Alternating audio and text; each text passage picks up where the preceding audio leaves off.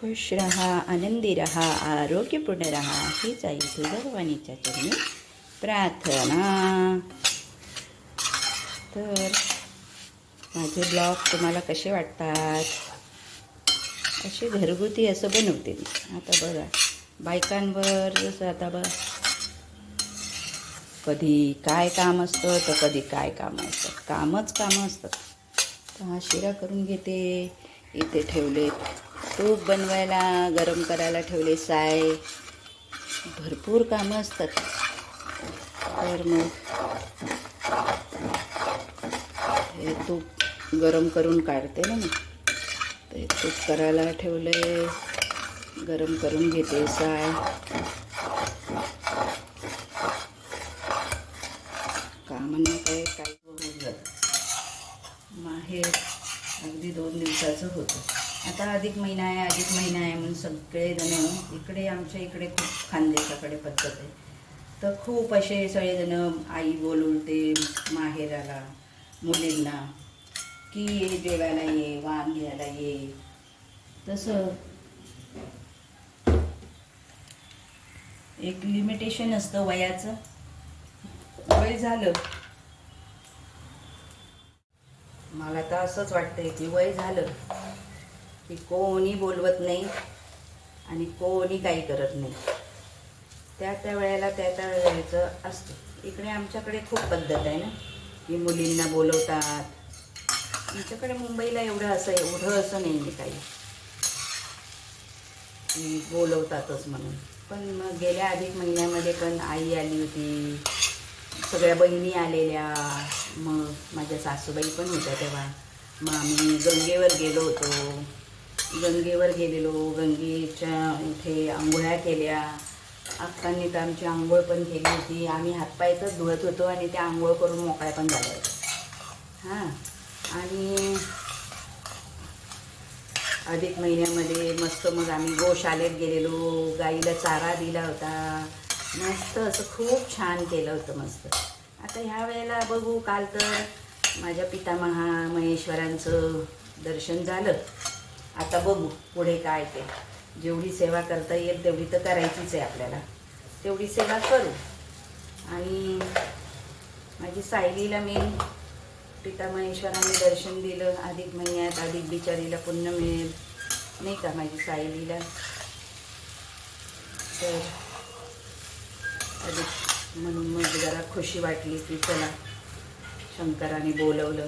कारण त्यांचं बोलावणं असतं तेव्हाच आपलं होतं. आणि छान मग दर्शन झालं.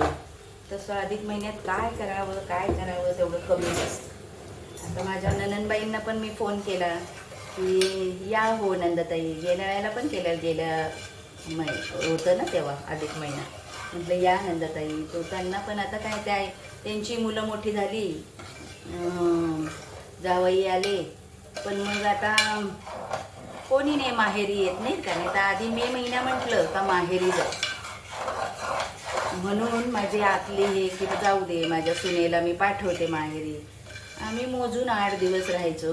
आणि मग परत आपल्या नवऱ्याला कोण जेवण देईल, आपल्याला बिझनेस आहे, माझं पार्लर आहे, मग कसं काय वेळ भेटेल असा विचार करून आम्ही कधीच नाही, एवढे दिवस कधीच नाही राहिलो.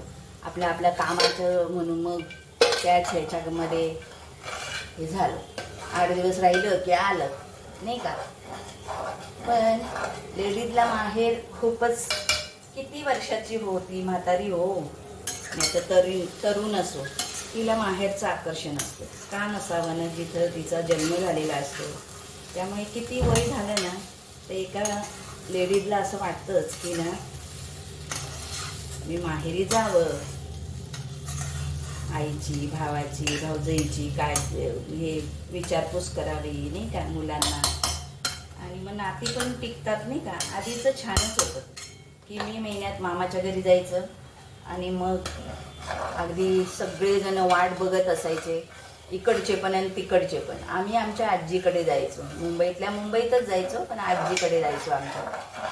किती छान ते दिवस होते. आता बघा व्हॉट्सअपला पण आमच्या ग्रुपला टाकताय ते जुने दिवस खूपच छान होते, सोन्याचे दिवस होते. आता हे काय नुसतं नाटक करायचंय तसं नाटक आपण करतोय जीवनामध्ये, बस दुसरं काहीच नाही. आता हे नाटकी जग झाले, आपलं आपलं बघायचं, आपलं आपलं हे करायचं. आणि कुठेतरी आपणही तसंच वागायला लागलोय असं खंत वाटायला लागली की अरे, पण मग मी बोलवत असते, मला आवडतं. मी माझ्या नंदेला आवर्जून सांगते, पण त्यांनाच वेळ नसतो. मी त्यांना सांगते की मी आता तुमची आई आहे, तुमचा दादा, तुमचे वडील आहेत, तर तुम्ही येत जायचं ना, प्रेम आपलं असंच वाढतं की नाही, आणि तुम्ही या, पण त्यांना वेळ नसतो. आताही त्यांना फोन केला, त्या म्हटले की अहो माझं, त्यांचं रेशनिंगचं दुकान आहे ना, अहो माझं तर आत्ताच हे झालं आहे, तो आता एंडिंगचा महिना आहे. म्हटलं अक्कांचा महिना आहे तर या, मग दोन्ही कामं होतील, अधिक महिना पण आणि अक्कांचा महिना पण. पण त्या बिचाऱ्यांना कामं, त्यांना घरी पण त्यांच्या फोन नसतं ना, सासूबाई आजारी असतात, नाही तर त्यांच्या सासूबाई पण खूप सुगरण अशा, कुठल्या कुठल्या चटण्या, कुठली कोशिंबिरी भाजी इतकी सुंदर बनवतात त्या माझ्या नंदेच्या सासूबाई, इतक्या सुंदर बनवतात ना, आणि त्या गोडच आहेत, छान आहेत. तर मग त्या पण आता घरी असतात ना, आता त्यांना नाही होत ना, तर म्हणून मग त्या येत नाही. अशा गोड सासूला सोडून कशा येतील त्या ना, मग म्हणून मग त्यांना पण वेळ नसतो.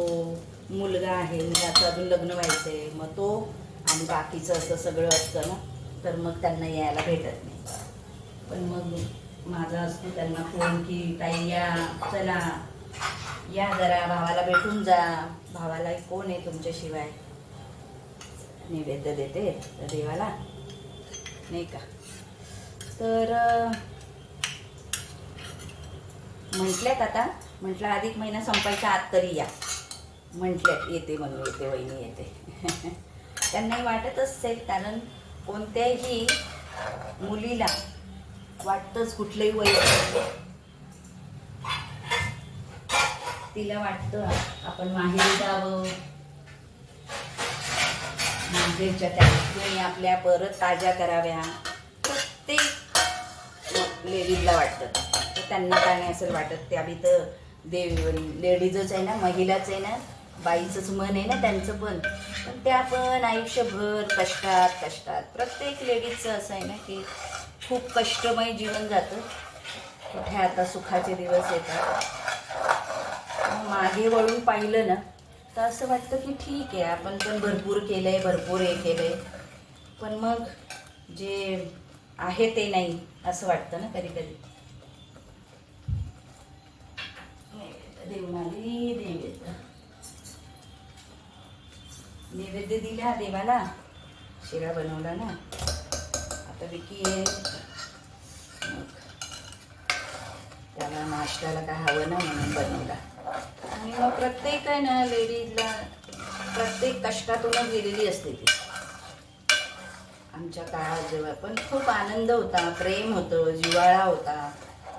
आठवणीने असं असायचं की आता आम्हाला इकडे मामाच्या घरी जायचंय, बाई माझी मुली येणार आहेत, आमचे हे येणार, माझ्या पोरी येणार आहेत, असं आईला वाटायचं, भाऊजाईला वाटायचं. पण आता ती गोष्टच नाही. मी सगळ्यांपासून लांबच राहते, मुंबईपासून ना, म्हणून सगळेजण माझ्याकडे यायच्या. पण आता त्याही येत नाही की त्या पण ना आपल्या आपल्या संसारामध्ये मुलं मोठी झाली, मुलं लहान होती ना, मग यायच्या त्या माझ्याकडे. माहेर म्हणून मोठी ताई म्हणजे मी माहेरच केली त्यांचं पण, मोठ्या ताईच्या घरी. ताई ही आईच असते ना, मग त्या यायच्या तेव्हा. पण आता येत नाही. आता ती दुसरी शाळेत असते, तिला खूप वाटत असतं, पण मग ती शाळेत येत नाही. शाळा असते तिची, समर कॅम्प असतो, मग तिच्या हेडमिस तिला पाठवतच नाही. त्यानंतर नाही, तू खूप छान काम करते, मुलांना छान हे करते, तर तूच असायला हवी. तिला सुट्टीच देत नाही. आणि आता मग शाळा चालू झाल्यावर मग काय नाही, मग त्यांची शाळा चालू आहे, मग तिला काही होतच नाही, मग तिलाही यायला नाही. आलं की होतं ना. माझी संगीता, तिची तब्येत बरी नाही, तिला पण असं वाटतं ताई आम्ही येऊ आम्ही येऊ. माझी 2 नंबर बहीण सुनीता, तिलाही वाटतं. माझा भाऊ पण लहान होता तेव्हा यायचा माझ्याकडे. आता प्रत्येकजण मोठे झाले, प्रत्येकांना कामं असतात, नाही का. तेव्हा शाळा कॉलेज असायचं तर यायची मुलं.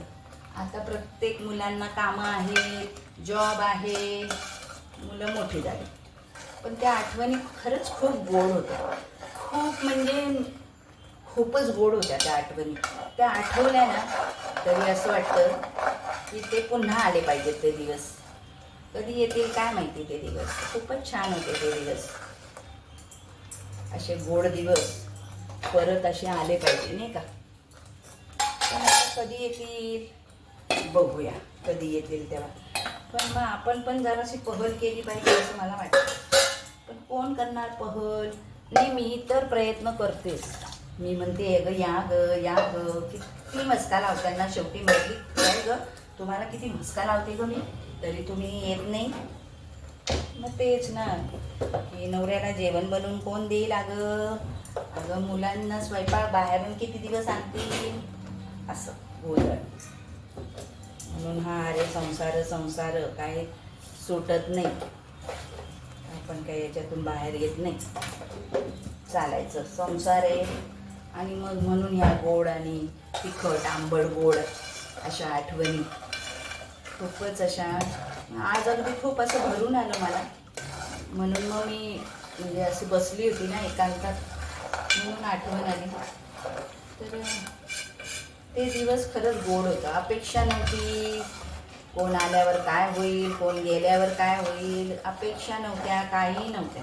जे आहे ते खा आणि मस्ती करा, मज्जा करा, खूप छान करा, काही नाही.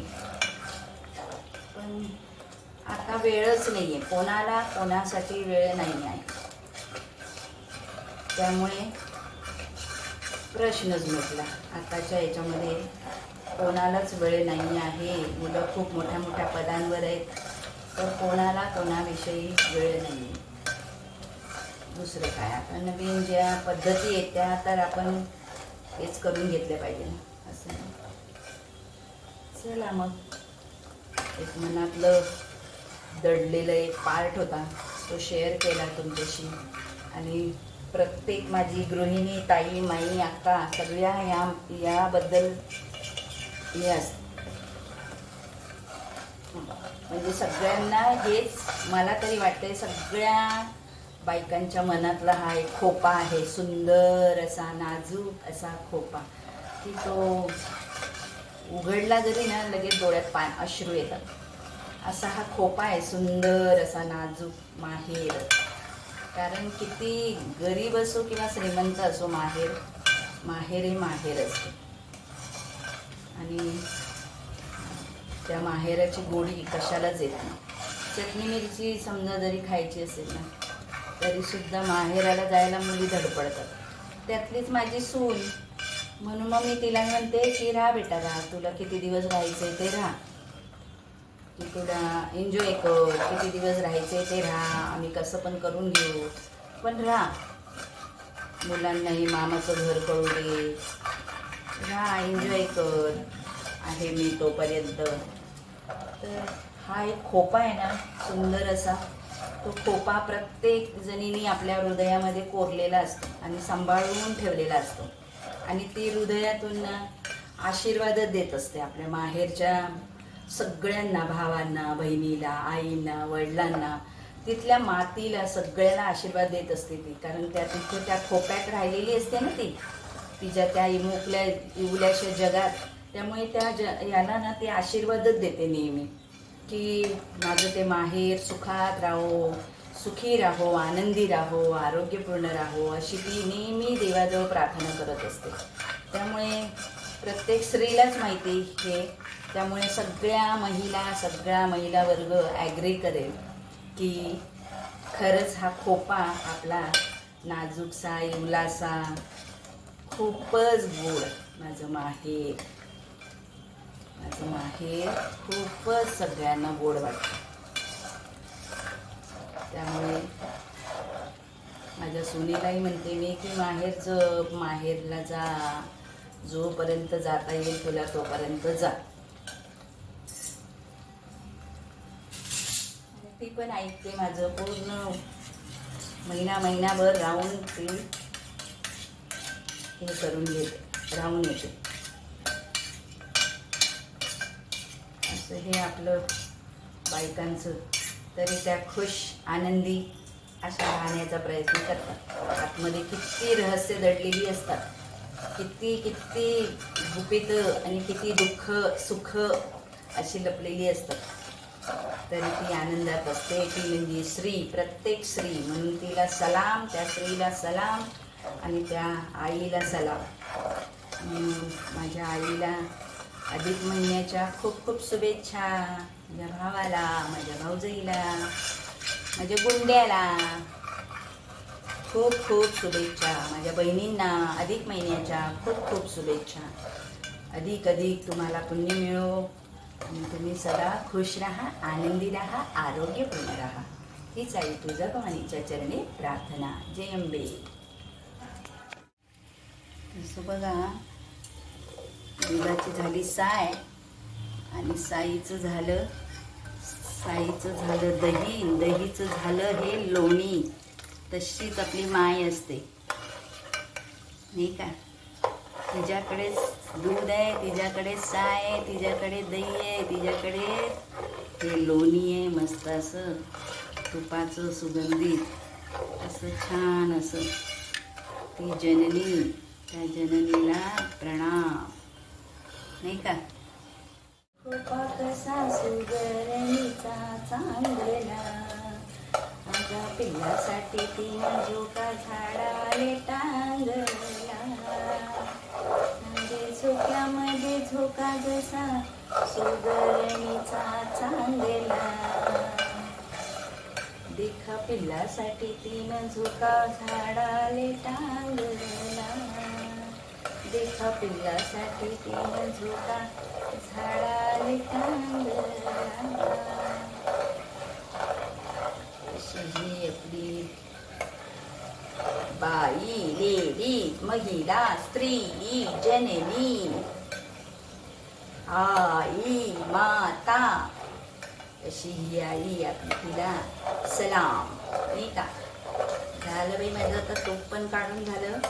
खूप गप्पा झाल्या, गप्पा करता करता तूप झालं माझं. देखा पिल्लासाठी तिनं झोका झाडाले टांगला. सुगरणीचा झोका चांगला.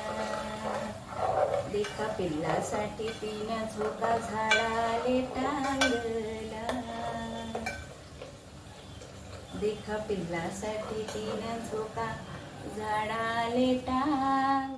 तर नक्की लाईक करा, शेअर करा, सबस्क्राईब करा. माझ्या सगळ्या माझ्या गृहिणींसाठी होता हा. माझ्या या सगळ्या माझ्या मैत्रिणींसाठी, माझ्या सख्यांसाठी हा ब्लॉग. या अधिक महिन्याच्या खूप खूप शुभेच्छा. Thank you thank you thank you. खुश रहा, आनंदी रहा, आरोग्यपूर्ण रहा. हीच आई तुळजाभवानीच्या चरणी प्रार्थना. चलो बाय बाय.